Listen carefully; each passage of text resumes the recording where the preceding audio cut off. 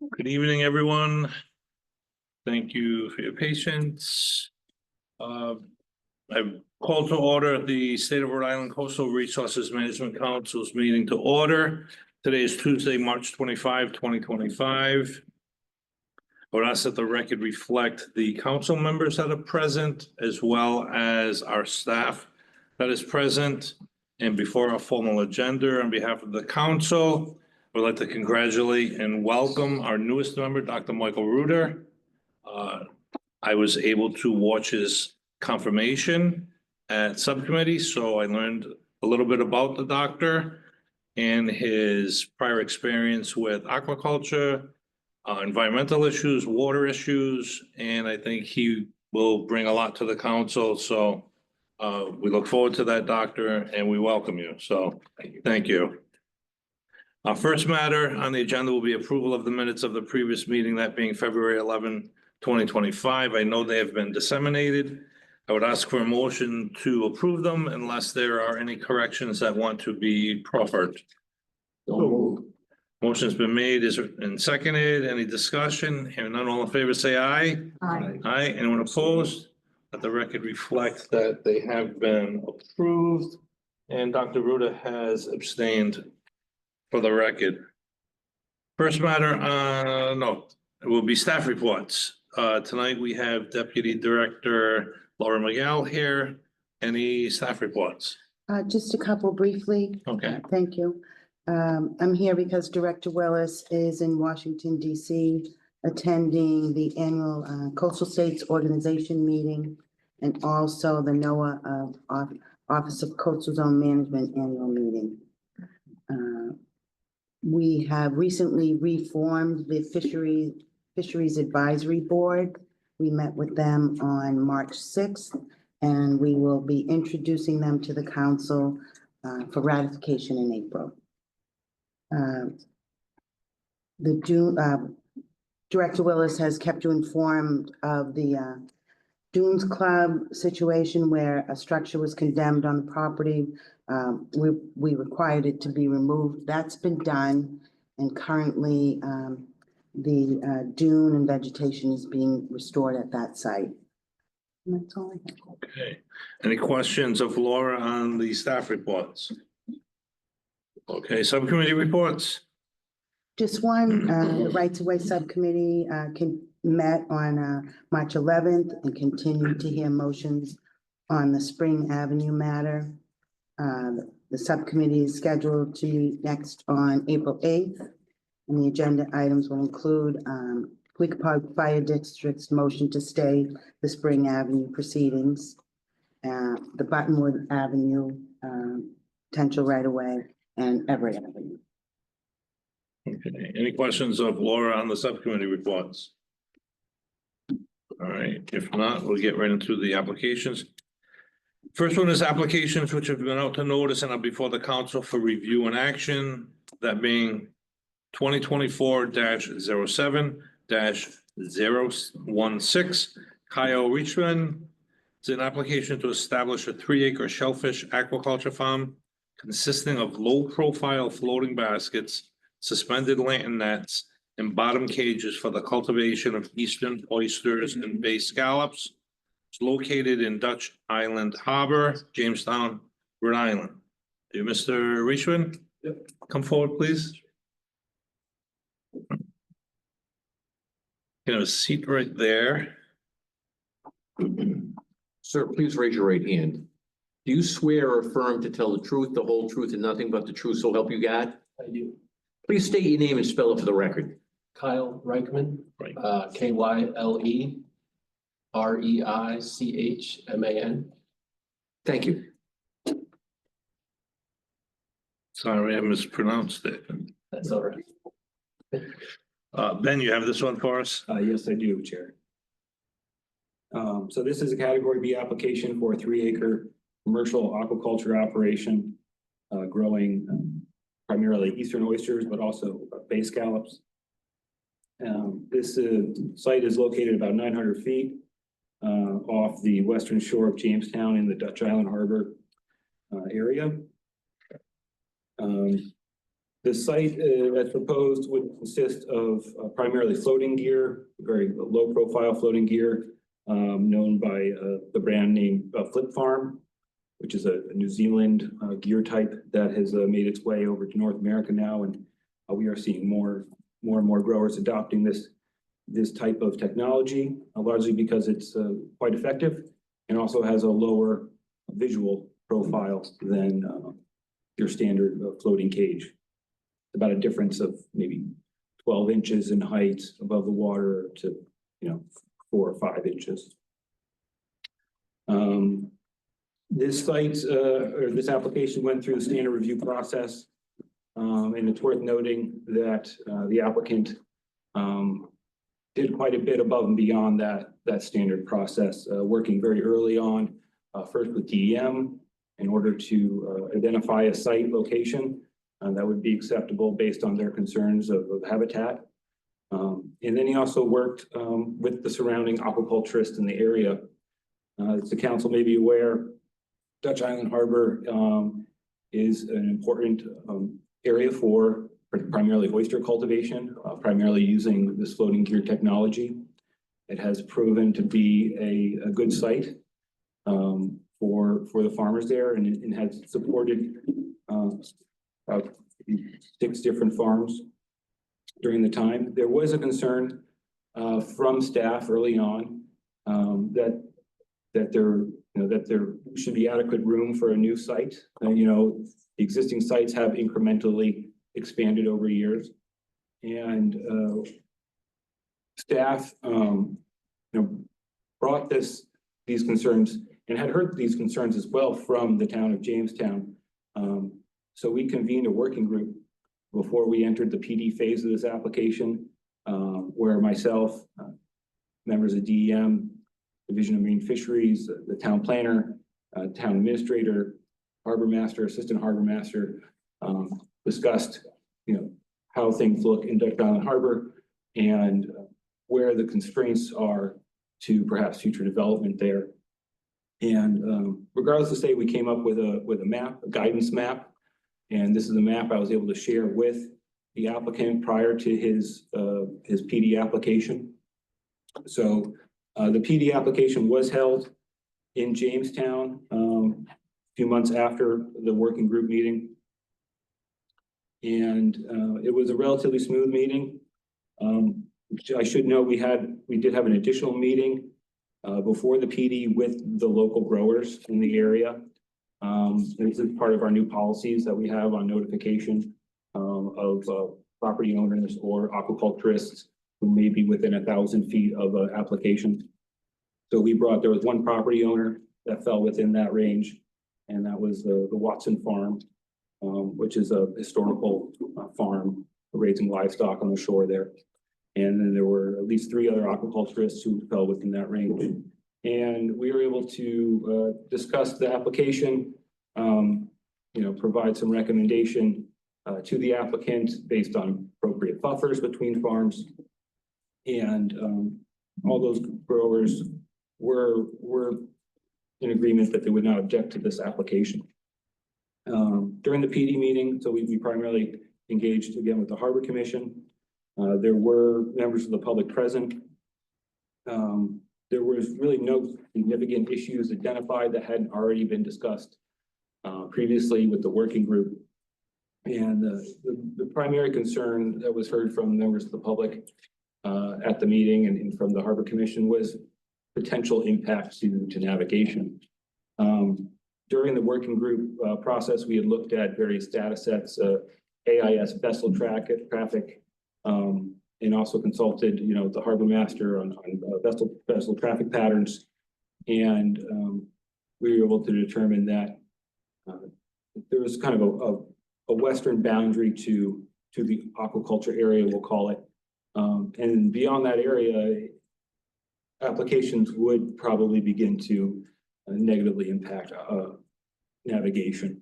Mr. Reichman chose a site that is tucked in behind another aquaculture farm, so it doesn't protrude any further to the west out into what would be kind of the main area of the harbor where boats might be traversing. north-south. So the PD meeting was actually quite successful in that way. The members of the public that did have concerns, when we looked at it on a chart, everything, they agreed that, that this shouldn't pose too much of a problem. And we were able to put some of the additional concerns at rest because we can say, we have this guidance map here, and this is kind of a line in the sand, if you will, where applications will not be recommended for approval. They're outside of this area. So after the PD application, I went through the typical process of a 30-day public notice, as all Category B applications do.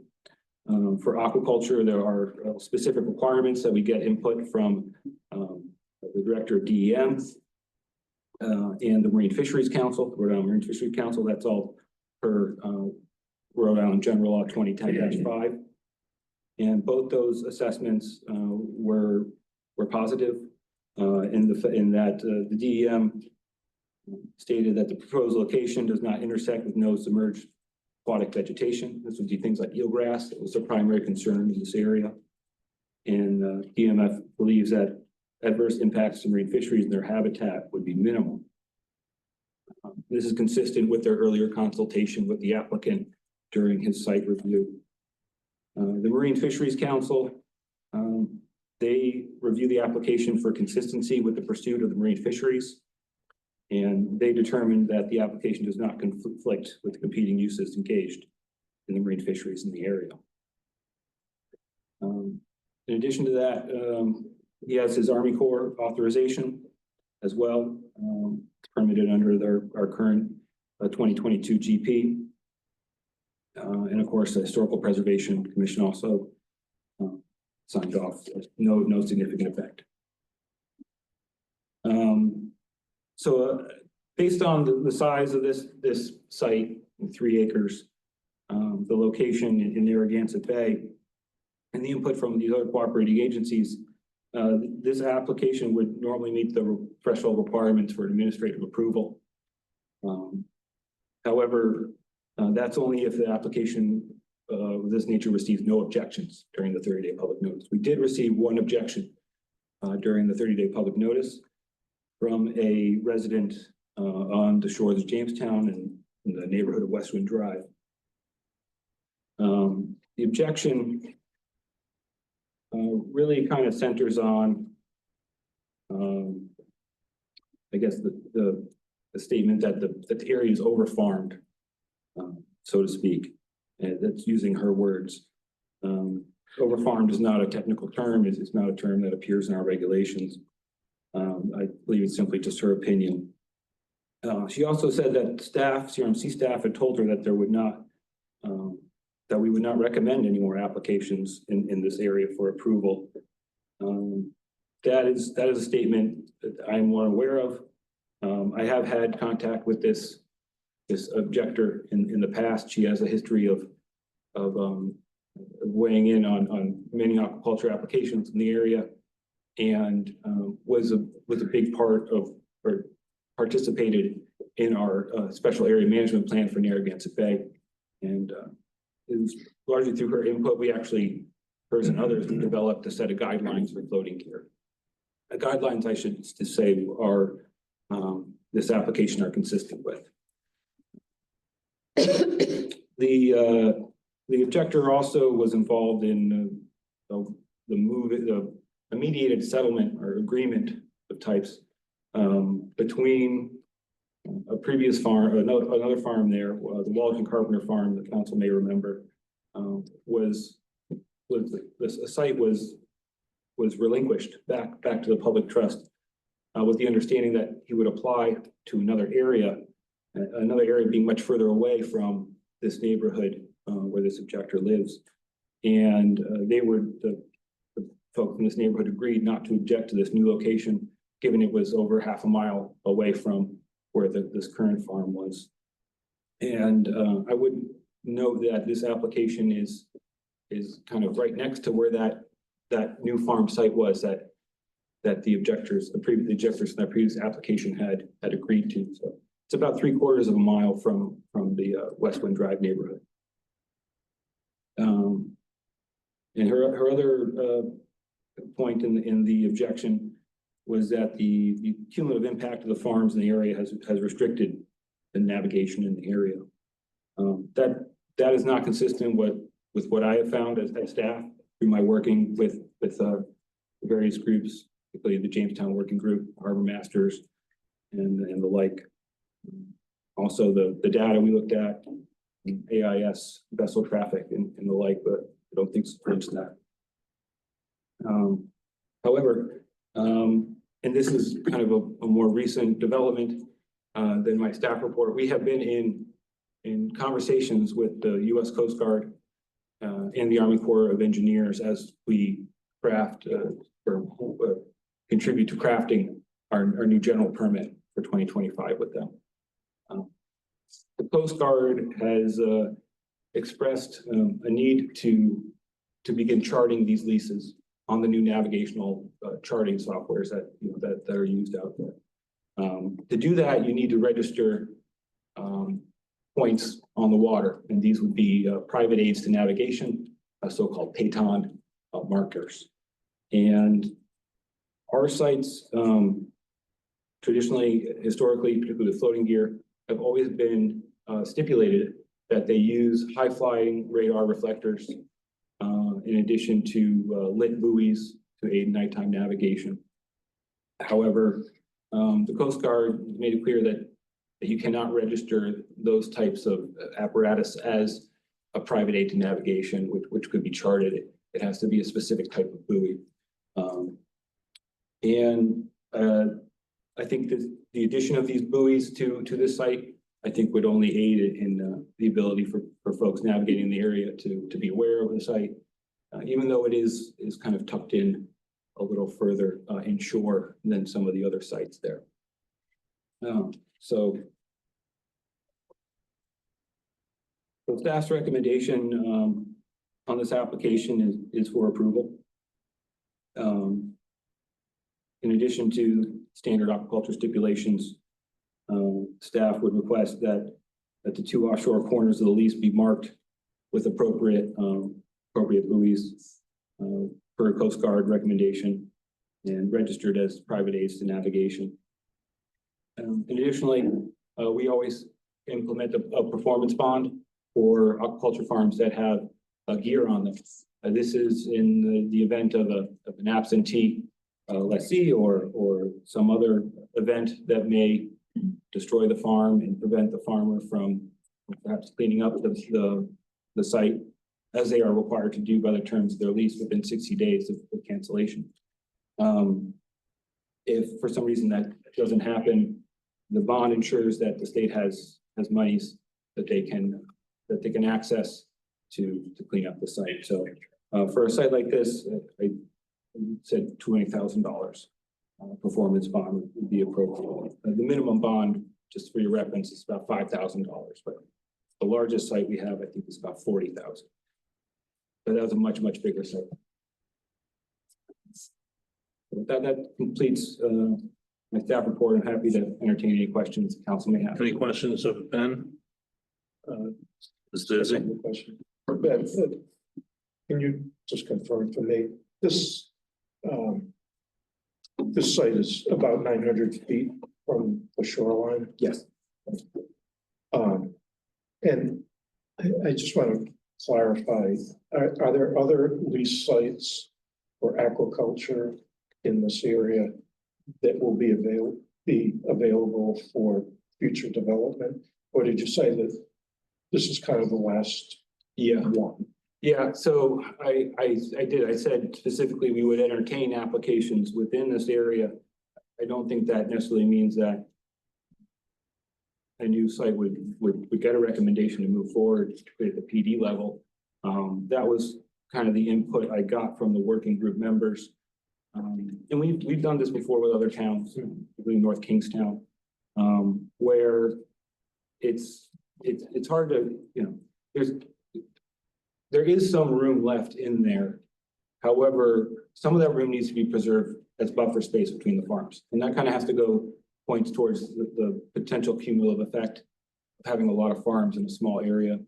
or the ones in the middle may actually see a decrease in their growth rates because the food that's traveling on the current kind of get gobbled up before it gets there. So the growers all really want to preserve some decent buffers around their leases. And that was something we heard during our kind of pre-application meeting with the local growers there. That said, there's not really a lot of places you can put a new farm. And the size of a farm, if it were to be a new farm, would be really pretty small. 3 acres is kind of our initial lease size. Most initial leases are about 3 acres, give or take. And that's a decent size. A lot of farms like to grow, it seems, to 5, 6, 7, 8 acres. I don't think all the farms will have the ability to grow that much, even this particular farm here. But some of the other surrounding farms might be able to make it work. A lot of it depends on what their proposal is specifically. You know, just 10 years ago, we had floating gear, but the choices of technology were really limited. We're seeing more and more choices as people kind of address some of the problems of working on the water and growing oysters. We see some really innovative approaches, and some of those approaches might make a 1 acre farm feasible, perhaps. But as of right now, I think I would take any application as it came. But it was kind of the conclusion of the working group that there probably isn't much space for very many new farms in this area. This may be very well maybe the last one. I just have one more question. What happens to the gear in the winter? Does it stay out there? Is it removed? Yeah. So it depends. Some farmers, and it also depends kind of on the particular technology. Or is this a question for the applicant? Well, yeah, with this particular farm, yeah, I'll let him answer that. But in general, some of these farms are able to sink their gear. The floats that are, give buoyancy to the cages have end caps, 2 end caps. So you pull both end caps, the thing floods like a bottle open on 2 ends and goes down. Getting them down is the easy part. Getting them back up without a tangled mess, it takes some skill. But there are those that do it well. The other advantage of being able to sink your gear is if there is a really severe weather event forecasted with enough notice, you might be able to get your gear sunk before a storm. But most growers will ride out the winter on the surface with regular maintenance to the system so they can stitch in time always and save 9. Thank you. Any other questions of Ben? No? All right. Sure, anything that you'd like to add before entertaining questions? No, not necessarily. Just to answer that question, the gear would remain through the winter. I work on a farm now that we use the same gear, and we work that farm year round. So we're out there year round working on the gear and monitoring, any problems with the gear or anything like that. So it wouldn't be left out there just to float without any checking in on it or monitoring. Do you harvest in Yes. the winter? Yes. You do. Okay. Any questions of the applicant?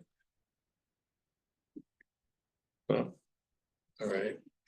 Is there anyone else present this evening that wishes to speak in favor of the application? Is there anyone present this evening that wishes to speak in opposition of the application? Okay. Is the council in a posture for a motion? I'll make a motion to approve the application, subject to the specific staff stipulation beyond the standard stipulations to include a $20,000 performance bond and markings to register for navigational purposes. The corners of the farm. Okay. A motion's been made by Mr. Russolino, is there a second? Second. Seconded by Mr. Izzy. Any discussion? Hearing none, I'll poll the council. Mr. Izzy, Aye. Mr. Russolino, Aye. Dr. Ruder, Abstain. Mr. Gagnon, Aye. Ms. Reynolds. Aye. I too, Raymond Coy, vote aye. Sir, the application has been granted. Congratulations. Thank you.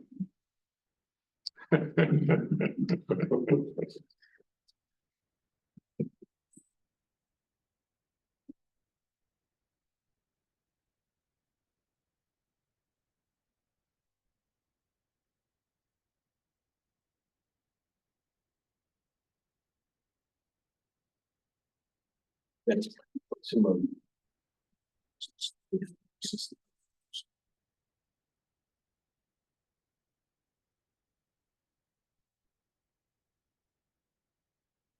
Next matter is application requesting special exception for the council for review and action. It's 2024-09-029, Town of New Shoreham. It's an application to expand the existing stone revetment system further up the slope of the town's existing landfill to an elevation of 18 feet. This portion of the slope is currently grass covered.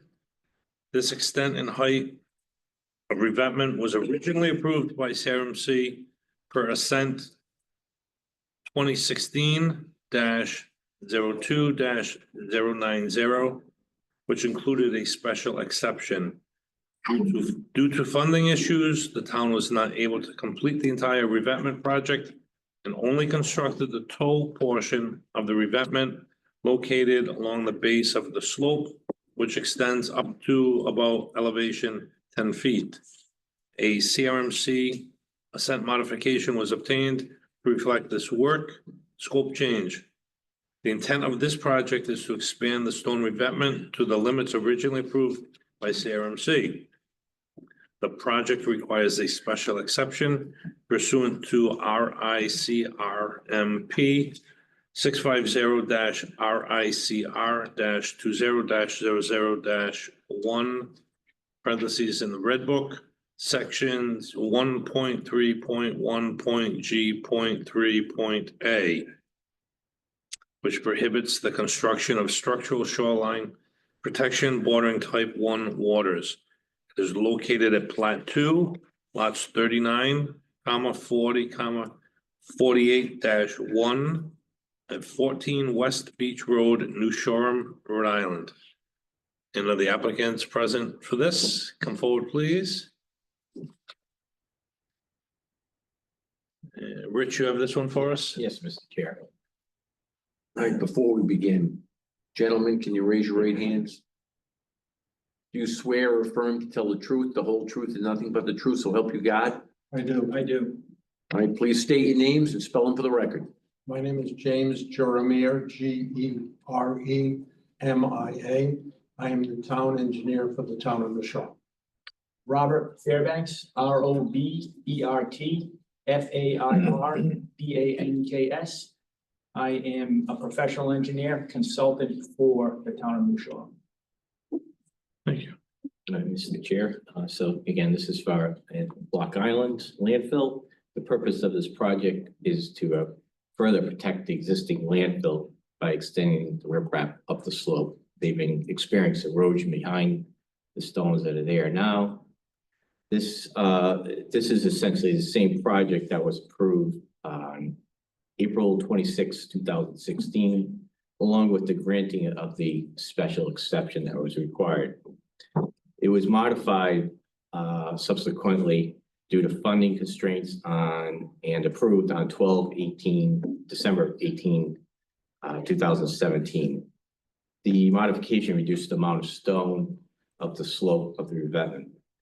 There were no staff objections to the original approval, nor the modification. Additionally, there were no staff objections to the granting of the special exception. With regards to this project and the special exception required for the prohibited activity, it's prohibited because the construction of new shoreline protection adjacent to type 1 waters is prohibited. So they also, I'm sorry, so there is no objections to the granting of the special exception again by staff. And the reason for this is that staff's opinion that it provides a compelling public purpose, and also environmental impacts have been minimized for this project. Staff again recommends approval of the complete project.